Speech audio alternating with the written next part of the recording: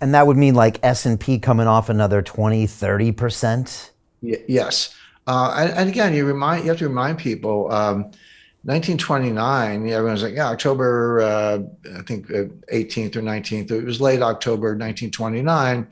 The stock market fell 22% in 2 days. It wasn't one day. It was like 12% one day, 11% the next day. So 23% over 2 days. But that wasn't the crash. I mean, that was the beginning of the crash. This Dow Jones fell 82% from top to bottom. Now, it took 3 years. It bottomed in June 1932, started in October 1929, so not quite 3 years. But that fell 82%. And that happens. So yeah, we're down. Nasdaq's down, bounced back a little bit in recent days, down close to 30%. Down, the S&P down over 20%. We're in bear market territory, but that's just the beginning. That's not what a full bear market, full market adjustment looks like in the face of the kind of recession that I expect. Okay. And again, we had that special video, Countdown to Crisis. There's a link below, londonreal.tv/Jim, where you kind of go into what's going to happen with this crash, why it's going to be fast, bloody, unavoidable, but also how you can position yourself to profit from that in 2022. Yep. So thank you for that.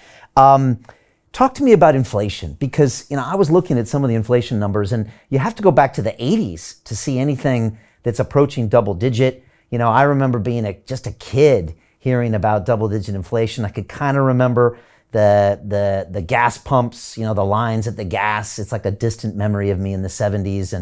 But how do you talk to younger people these days about what inflation is or it means? Because I don't think people really grasp what it actually means to your savings or to the economy in even a medium term.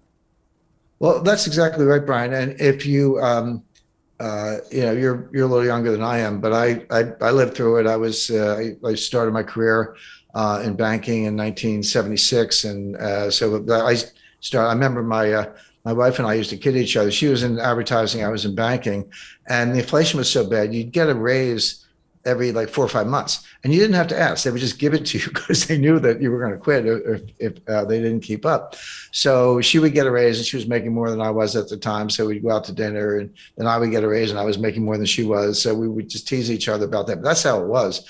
And the psychology was, if you needed a TV set or refrigerator, new car, whatever, you say, I better buy it now, because the price is going to be higher. If I wait a month or 2 months, the price is going to run away from me.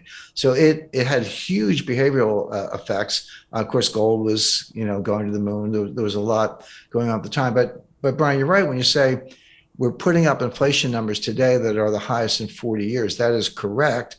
A little 41. Actually, it was 1981 before we saw these numbers. But I remind people, the inflation in 1981 was the end of a 10-year period of inflation. It wasn't the beginning. You say, oh, that's some inflation. Yeah, we did, but it had started. I mean, in some ways it started in 1968, and it really took off in 1974, 75. So 81, these numbers, that was when Volcker finally got it under control. But you go back to 70, between 77 and 81, so that 5-year period, the dollar lost 50% of its purchasing power.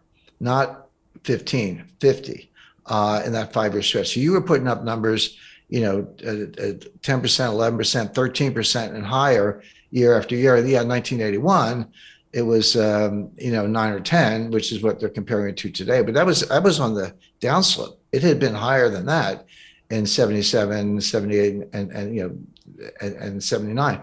So the question is this the beginning of an inflationary surge where it's going to get even worse and it is going to last 5 years, or is it different than that? But keep that in mind, because the 40-year comparison, it is correct, but that was the tail end of an even worse episode.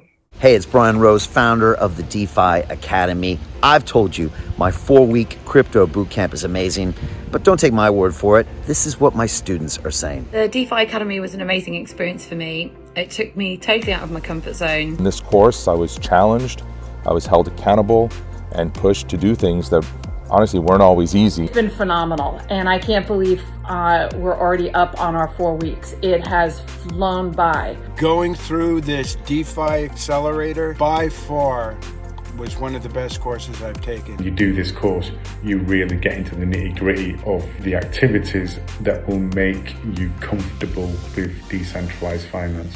Thank you so much to Brian and everyone at London Real and the DeFi Academy for even putting together an amazing course like this. Anybody else that wants to do it, please sign up.